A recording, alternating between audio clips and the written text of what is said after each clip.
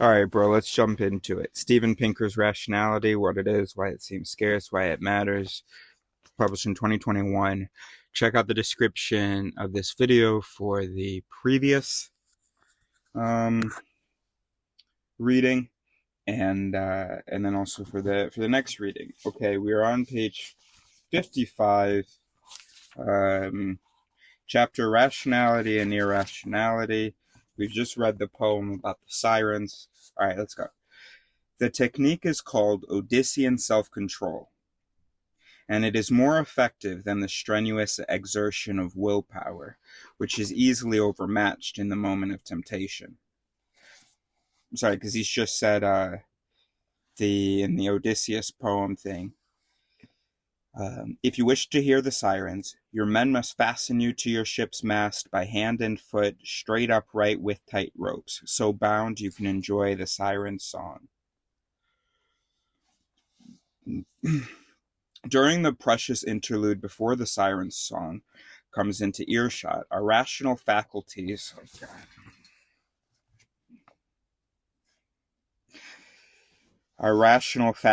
preempt any possibility that our appetites will lure us into our doom by tying us to the mast with tight ropes, cutting off the option to succumb.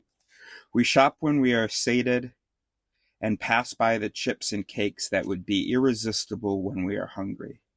We instruct our employers to tie their paycheck and set aside a portion for retirement so there's no surplus at the end of the month to blow on a vacation. In fact, Odyssean self-control can step up a level and cut off the option to have the option, or at least make it harder to exercise.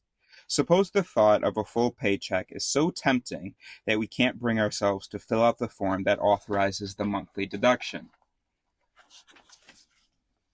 Page 56. Before being faced with that temptation, we might allow our employers to make the choice for us and other choices that benefit us in the long run by enrolling us in mandatory savings by default.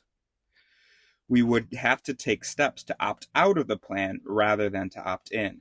This is the basis for the philosophy of governance whimsically called libertarian paternalism by the legal scholar Cass Sunstein and the behavioral economist Richard Thaler in their book Nudge. That's excellent.